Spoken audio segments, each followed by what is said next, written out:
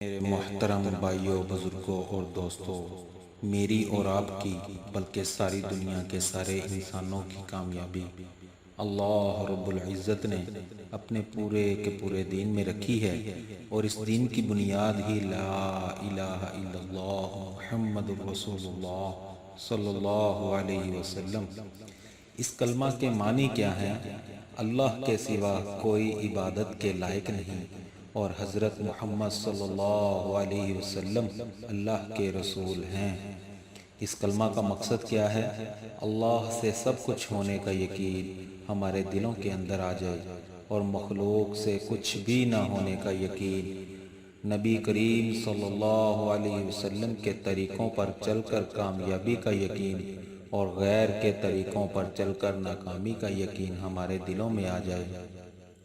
اس کلمہ کی فضیلت کیا ہے؟ اگر 100 سالہ کافر بھی اخلاص کے ساتھ اس کلمہ کو پڑھ لے تو اس کے پچھلے تمام گناہ معاف ہو جائیں گے، اور اگر وہ فوت ہو گیا تو وہ جنت میں داخل ہو جائے گا۔ جب ہم نے یہ کلمہ پڑھا تو ہم پر اللہ کے تمام احکامات نازل ہو جاتے ہیں، جس میں سب سے پہلے اللہ کا حکم ہے نماز۔ نماز دین کا ستون ہے، نماز مومن کی معراج ہے، نماز شیطان کا منہ کالا کرتی ہے، نماز میں نبی پاک صلی اللہ علیہ وسلم کی آنکھوں کی ٹھنڈک ہے۔ قیامت کے دن سب سے پہلے نماز کا حساب ہوگا۔ اگر نماز پوری نکلی تو تمام اعمال پورے نکلیں گے، اور اگر نماز خراب ہو گئی تو تمام اعمال خراب ہو جائیں گے۔ حدیث کا مفہوم ہے، جو بندہ 5 وقت پابندی کے ساتھ نماز پڑھتا ہے، اللہ اس کو 5 انعامات سے نوازیں گے، ایک دنیا اور 4 آخرت میں ہوں گے۔ دنیا میں رزق کی تنگی دور کر دی جائے گی، آخرت میں قبر کا عذاب نہیں ہوگا، اعمال نامہ دائیں ہاتھ میں ملے گا، پل صراط سے بجلی کی طرح گزر جائے گا، بغیر حساب جنت میں داخل ہوگا۔ علم و ذکر، اتنا علم ہر مسلمان مرد عورت پر فرض ہے کہ 24 گھنٹے کی زندگی اللہ کے حکموں اور نبی کریم صلی اللہ علیہ وسلم کے طریقوں کے مطابق گزار سکے۔ مال فرعون، قارون اور نمرود کی میراث ہے، اور علم انبیاء علیہ السلام کی میراث ہے۔ حدیث کا مفہوم ہے، جو بندہ ایک آیت قرآن کی سیکھ لے، اللہ اس کو 100 نفلوں سے بڑھ کر ثواب دیں گے۔ جو بندہ ایک باب علم کا سیکھ لے، اللہ اس کو 1000 رکعت نفل سے بڑھ کر ثواب فرمائیں گے۔ ذکر کرنے والا زندوں کی طرح ہے، ذکر نہ کرنے والا مردوں کی طرح ہے۔ جنت کے 8 دروازے ہیں، جن میں سے ایک دروازہ خاص ذاکرین کے لیے ہے۔ حدیث کا مفہوم ہے کہ اگر بندہ مال تقسیم کر رہا ہو اور دوسرا ذکر کر رہا ہو تو دونوں میں سے ذکر کرنے والا بہتر ہے۔ اکرام مسلم کا مقصد ہے کہ ہم اپنے حقوق کے ساتھ ساتھ دوسروں کے حقوق بھی ادا کریں۔ حدیث کا مفہوم ہے، جو بندہ کسی بیمار مسلمان بھائی کی عیادت کے لیے صبح جاتا ہے تو شام تک 70,000 فرشتے اس کے لیے مغفرت کی دعائیں کرتے ہیں، اور اگر شام کو جاتا ہے تو 70,000 فرشتے صبح تک اس کے لیے مغفرت کی دعائیں کرتے ہیں۔ اسی طرح ہم چھوٹوں سے پیار کریں، بڑوں کی عزت کریں، اور علماء کرام کی قدر کریں۔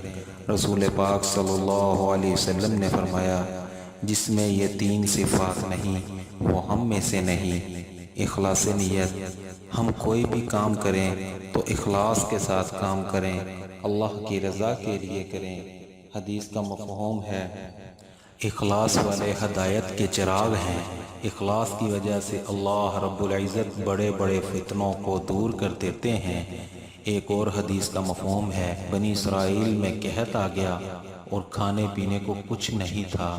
ایک بندہ ریت کے ٹیلے کے قریب سے گزر رہا تھا تو اس نے دل میں کہا، کاش یہ آٹا ہوتا تو میں سب لوگوں میں تقسیم کر دیتا۔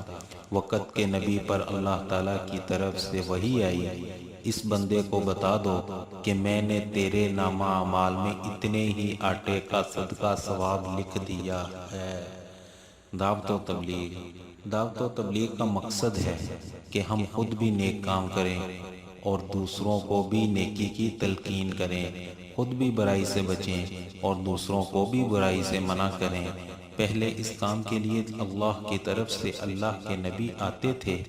ہمارے پیارے نبی حضرت محمد صلی اللہ علیہ وسلم آخری اور عالمی نبی ہیں۔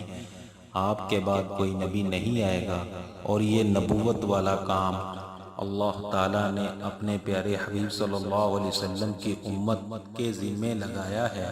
اسی وجہ سے اللہ رب العزت نے قرآن پاک میں اس امت کی تعریف فرمائی ہے کہ تم بہترین امت ہو، کہ تم لوگوں کی بھلائی کے لیے نکالے گئے ہو، تم لوگوں کو بھلائی کی دعوت دیتے ہو، تم لوگوں کو بھلائی کی دعوت دیتے ہو اور برائی سے منع کرتے ہو۔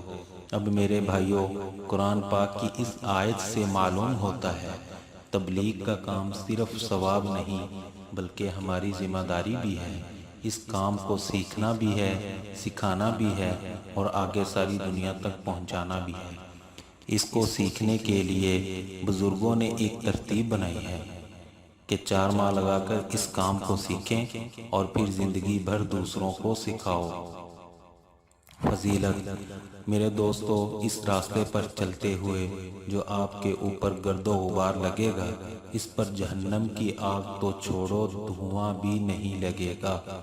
اس راستے پر چلتے ہوئے ہر قدم پر 7 لاکھ نیکیاں ملیں گی۔ ہر نماز 49 کروڑ، ہر سبحان اللہ 49 کروڑ اور ہر نفل کا 49 کروڑ ثواب ملے گا۔ اس راستے میں 1 روپیہ خرچ کرنے سے 7 لاکھ خرچ کرنے کا ثواب ملے گا۔ حدیث کا مفہوم ہے، اللہ کے راستے میں ایک بالشت ہجرت کرنے سے جنت واجب ہو جاتی ہے۔ اللہ کے راستے میں ایک صبح یا شام دنیا کی دولت کمانے اور تمام دوسرے کاموں سے بہتر ہے۔